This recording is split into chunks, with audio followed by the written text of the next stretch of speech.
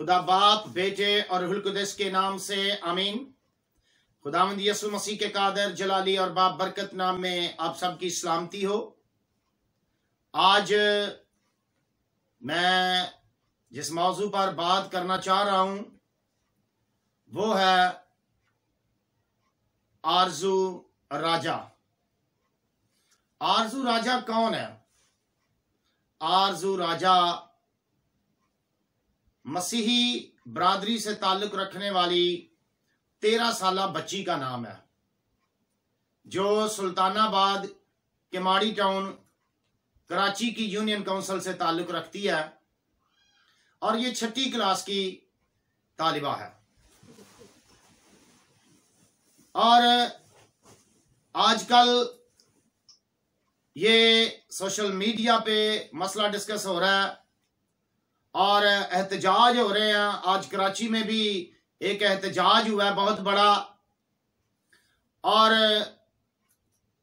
मैंने आज एक वीडियो क्लिप देखा जिसमें पादरी शफीक कमल साहब की अहलिया मोहतरमा हमारी बहन गजाला शफीक साहिबा रो रही थी, और जिस बात ने मुझे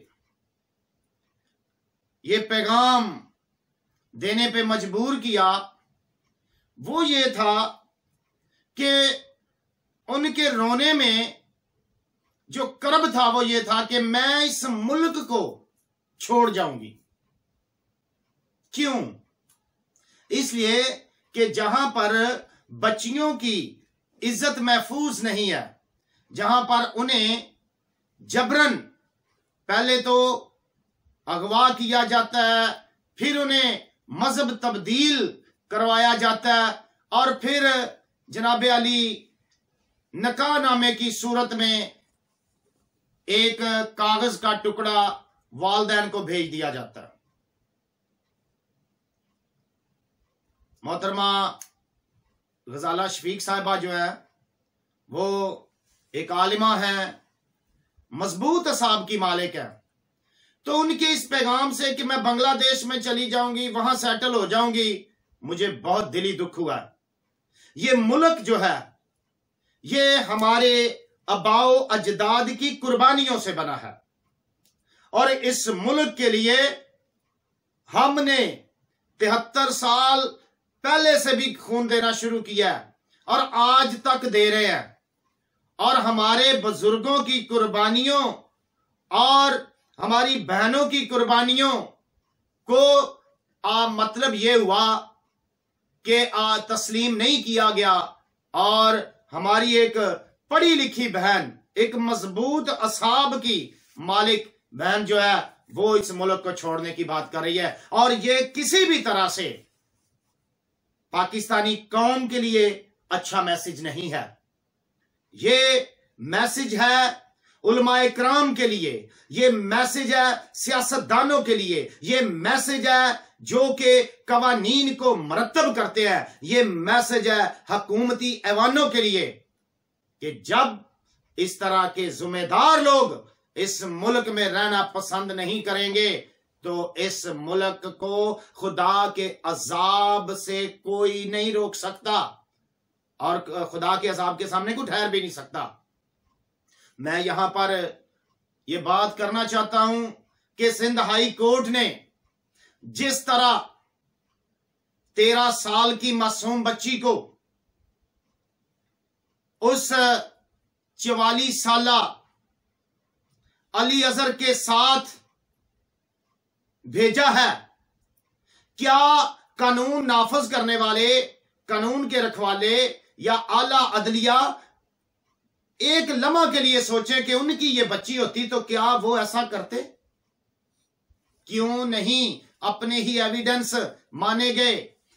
डीएसपी साहब क्यों झूठ बोल रहे हैं कि वो दारुल-मान में जाएगी, उसको दारुल-मान में भेज दिया गया? इसका मतलब ये हुआ कि जो भी मिनॉरिटी से, अकलियत से ताल्लुक रखता है उसके लिए कोई हमदर्दी नहीं, उसके लिए कोई जनाबे अली किसी के दिल में कोई तरस नहीं, उसके लिए जनाबे अली कोई प्यार नाम की चीज नहीं, वो लोग भेड़ बकरियां, वो चाहे आपको एविडेंस दें, आपको प्रूफ सबूत दे, आपने बस आंखों पे पट्टी बांध ली है, आप पुलिस के नौजवान हैं या आप नकाह खां हैं, आप जनाब अदलिया से ताल्लुक रखते हैं, बस आपकी आंखों पे पट्टी बंध गई कि ये जनाब अकलियत से आए हैं तो ये अब वापस नहीं जाने चाहिए।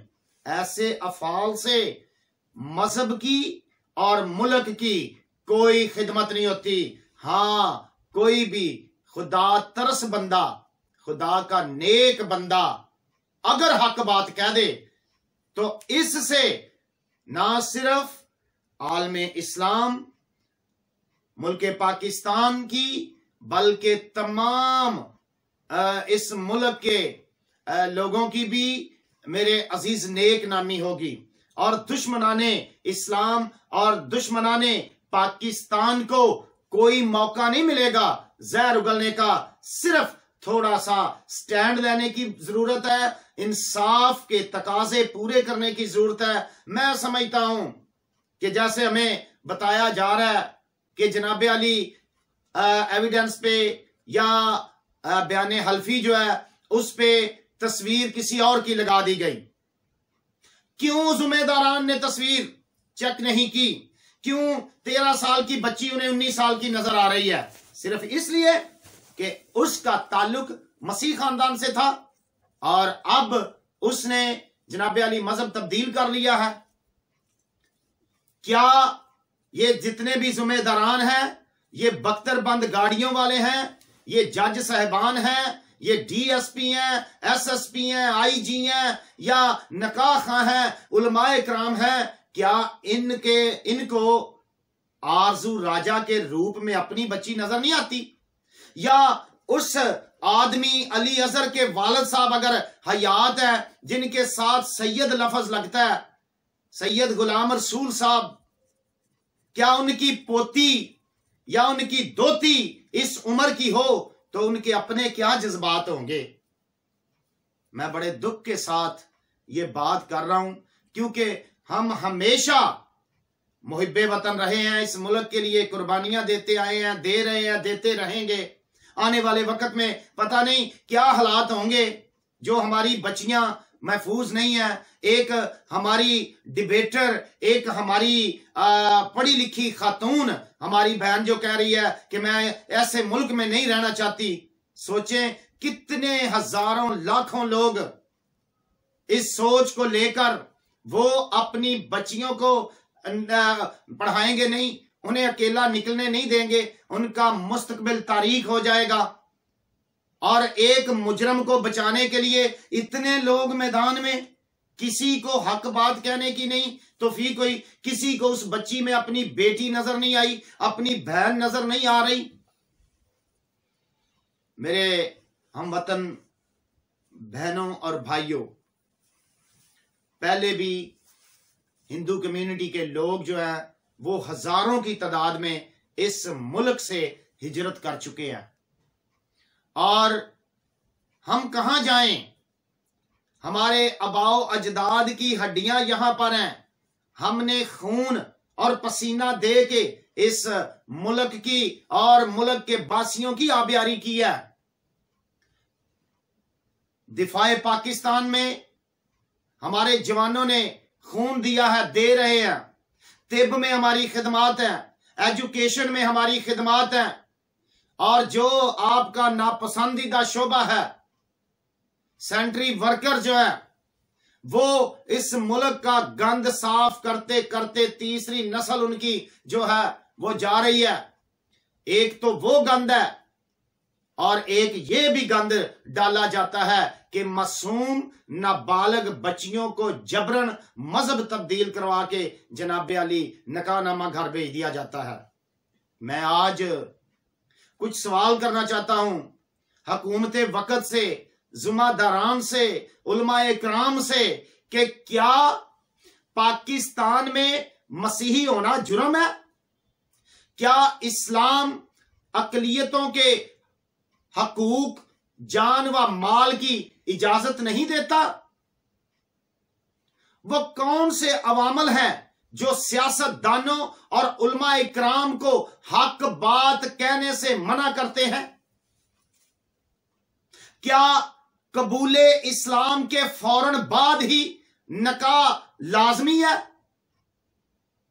जो कि मसीह बच्चियों के अगवा के फौरन बाद निकाहनामा भिजवा दिया जाता है थाने में और घर वालों को कि जी अब इसने मजहब तब्दील कर लिया, अब कुछ नहीं हो सकता। ओ भाई, मेरे इस बात पे ध्यान दें, 18 साल से कम उम्र के आप शनाख्ती कार्ड नहीं बनाते। 18 साल से कम उम्र आप ड्राइविंग लाइसेंस नहीं बनाते। आप वोट रजिस्टर्ड 18 साल से कम उम्र का नहीं करते और 18 साल से कम उम्र को नाबालिग करार देकर तो आप FIR दर्ज भी नहीं उसके खिलाफ करते और उसकी गवाही को भी काबिल कबूल नहीं समझते। तो जब तब्दीली मजहब की बात हो, जो इस बंदे को देखें अली अजहर को कि उसके बाप की उम्र का है, उसके ताए की उम्र का है, तो वो उससे निकाह कर रहा है, इसका जमीर इतना मुर्दा हो गया है और इसको तहफ़्फ़ुज़ देने वालों का जमीर तो उससे भी ज्यादा मुर्दा है ना। मैं फिर एक सवाल करना चाहता हूं, और क्या कोई अकलियती या मसीही नौजवान ऐसा फेल सरंजाम दें तो क्या वो बंदा या उसके रिश्तेदार जो हैं अमन चैन के साथ इस मुल्क में रह पाएंगे? क्या जबरन मजहब तब्दीली की हमायत करने वाले वाकई हकीकी मुसलमान हैं? क्या मजहब की आड़ में दहशतगर्दी करने, मजालम ढाने, मासूम बच्चियों को वर्गलाने वाले किसी रू रायत के हकदार हैं? बड़े दुख के साथ मैं ये बात कर रहा हूं कि जनाब अली, मानते हैं हम कि हमारे जो नुमाइंदे हैं, जो असेंबलियों में बैठे हैं, वो भी मजबूर हैं, वो बेकस हैं। वो तो बेचारे जो है वो अपने आकाओं ने जो उन्होंने कहना है वो कर दिया।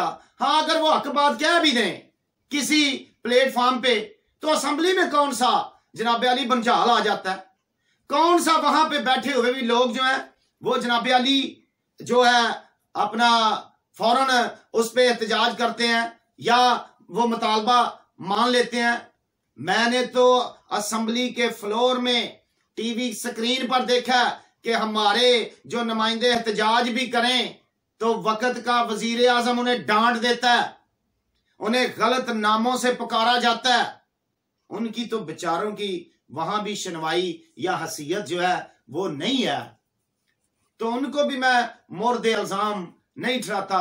मैंने मान लिया कि जी आना जाना हो गया होगा उस घर में इस बंदे का, या राजा जो लाल उस बच्ची का वालिद है उसके साथ हो सकता है उसके रिलेशन में, मैं मान लेता हूं।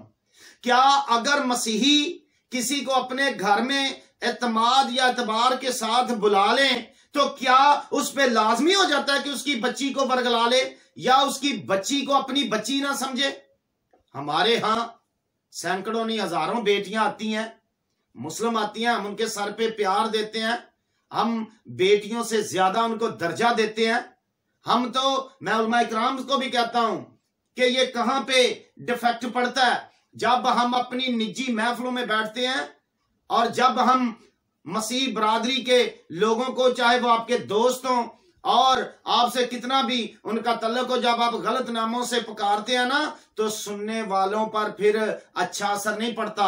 हम जब अपनी निजी महफिलों में बैठते हैं ना तो हम कहते हैं हमारे इस्लामी भाई, हमारे मुसलमान भाई, हमारी मुसलमान बहनें, उस वक्त कोई हमारे पास नहीं बैठा होता, हमारे मुसलमान दोस्त, हम ऐसे बोलते हैं तो हमारे बच्चे भी, हमारी नस्लें भी फिर एहतराम करती हैं। तो मैं उलमा इकराम से भी कहूंगा कि जब आप अपनी निजी महफिलों में बैठें, जब आप मसीहों की या किसी भी मिनॉरिटी के गैर मौजूदगी में कोई बात करें उसके हवाले से, तो उसको भी जब आप अपनी निजी महफिलों में बैठकर इज्जत से पुकारेंगे तो बच्चे जो हैं वो फिर अली अजहर जैसे मुजरम पैदा नहीं होंगे। तो कोई भी जो हमारा सियासतदान है, कोई भी हुकूमती जो ऐवान है, वो मुतहरक नहीं है कि एक मसीह बच्ची 13 साल की जनाब अली उनके साथ इस तरह का वाकया पेश आया। उस माँ की चीखो पुकार को जरा अपने कानों में सुने, उस माँ को अपनी माँ समझे, उस बहन को अपनी बहन समझे, तो यकीन जाने आपका दिल जो है अगर वो गोश्तीन है तो वो भी फट जाएगा। सो मैं आज उलमा इकराम से, आज हुकूमती ऐवानों में बैठे हुए हुक्मरानों से ये गुजारिश करने के साथ साथ मुतालबा भी करता हूं कि क्या मसीहों की कुर्बानियां जो हैं, वफादारी जो है, उस पे किसी को शक है? जो उनके लिए कानून साजी पहले तो की नहीं जाती, अगर हो भी जाए, ये हमारे आइन में आ चुका है कि 18 साल की उम्र से पहले शादी नहीं होगी। तो क्या ये 13 साल की बच्ची का सर्टिफिकेट जो नादरा से सर्टिफाइड है, यहां पे मेडिकल रिपोर्ट 19 साल की क्यों आ रही है जी? फिर वो 6ठी क्लास की तालिबे इल्म है और जज साहबान नहीं देख रहे, वो उसकी वालदा को नहीं सुन रहे। जज साहब, एक अदालत आगे भी है। डीएसपी साहब, झूठ बोलने से तस्कीन नहीं मिलती। पुलिस के जवानों और नकाह खानों, हमने खुदा ताला को अपनी जान भी देनी है, वहां भी हमारी पेशी है। किसी के जना को, किसी के अगवा को तहफ़्फ़ुज़ देने के लिए इतने ना आगे गुजर जाएं कि आप आइन का और इखलाक का और मजहब का जो है वो जनाब अली धज्जियां उड़ा दें या तमाम चीजों का जनाजा निकाल दें। खुदारा मेरी हाथ बांध कर आप सब से इल्तिजा है कि इस मुल्क की तमाम बेटियां हैं, वो किसी मजहब से, किसी मसलक से ताल्लुक रखती हैं, वो बेटियां हैं। उनको तमाम लोग अपनी बेटियां समझें। और मोहतरम वजीर आजम साहब, ये रियासत मदीना है, अभी तक आपने नोटिस नहीं लिया। चीफ जस्टिस ऑफ पाकिस्तान से मेरी गुजारिश है कि आपने अभी तक नोटिस नहीं लिया। इतना वावैला हो रहा है जनाब अली सोशल मीडिया पर, किसी जज साहब के खिलाफ, किसी हुकूमती नुमाइंदे के खिलाफ, किसी और के खिलाफ ये बात हो जाती, किसी आलम दीन के खिलाफ, तो जनाब अली उसका नोटिस, सो मोटो एक्शन, पता नहीं क्या क्या होना था, कमेटियां बन जानी थी। और ये जो है ये किसी के कान तक, जूं तक नहीं रेंग रही। तो जनाब अली, पाकिस्तान की बका का राज जो है वो इसमें मुज़मर है कि तमाम बरादरियों और तमाम मसालिक मज़ाहिब के लोगों को बराबर के शहरी तस्लीम किया जाए, उनकी बेटियों, माओ बहनों की इज्जत को अपनी इज्जत समझा जाए, ताकि पाकिस्तान जो है कौमों की बरादरी में इज्जत और वकार की निगाह से देखा जाए और हमारा प्यारा वतन जो है वो किसी भी ऐसे अफसाने का मुतहम्मल नहीं हो सकता। सो जनाब अली, जितने भी जुम्मेदारान हैं, मेरी उनसे गुजारिश है कि आरजू राजा जो 13 साल की बेटी और उसका निकाह जो है वो 44 साल अली अजहर साहब के साथ हो रहा है, जिसके वालिद साहब एक सैयद हैं, अहले सदात, क्या आप इसको अपनी बेटी नहीं समझते? क्या इसकी माँ के रोने चलाने, इसके बहन भाइयों रिश्तेदारों के रोने चलाने की आवाज जो आप तक नहीं पहुंच रही? मैं यहाँ पर एक बात और करना चाहता हूं कि अगर कोई इस्लाम कबूल करता है, हमें तो कोई एतराज ही नहीं है, किसी को भी नहीं है, उसको उसके घर आने देना, ताकि वो वहां भी आकर बताए कि उसने किस तरह इस्लाम की जो हकानियत है उसको समझकर उस पर अमल पैरा हुआ है। बहुत सारे लोगों ने इस्लाम कबूल किया, किसी को एतराज नहीं हुआ। एतराज है कि जब बच्चियों को अगवा करके जना करके तो फिर उसको इस्लाम कबूल करवा के निकाह कर लिया जाए, फिर हमें एतराज है। ठीक है, तो जिसने इस्लाम कबूल करना है उसको मौत का डर खत्म हो जाता है। तो ये मिलने ना देना और जनाब अली एक 13 साल की बच्ची को 44 साल बंदे के साथ जनाब अली आप भेज रहे हैं, ये आप किस मजहब की खिदमत कर रहे हैं? इस्लाम तो बहुत प्यारा मजहब है, सुलह का, अमन का, सलामती का दर्स देता है। तो हजूर पाक की तालीमात में से नहीं है। तो मैं यहाँ पे ये भी बताना चाहता हूँ कि अगर इस तरह के फैसले आते रहे तो ये सनद होगी जनाकारी को आम करने के लिए। जज साहिबान से भी मेरी अपील है, हम आला अदलिया का भी एहतराम करते हैं, कभी भी हमने कानून को अपने हाथ में नहीं लिया है।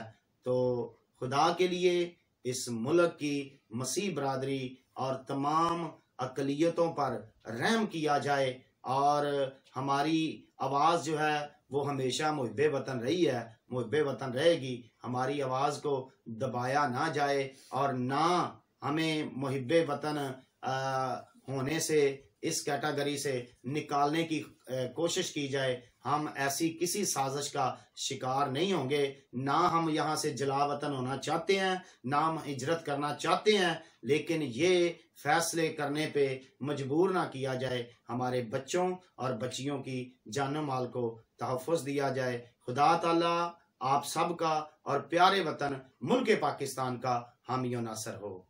आमीन।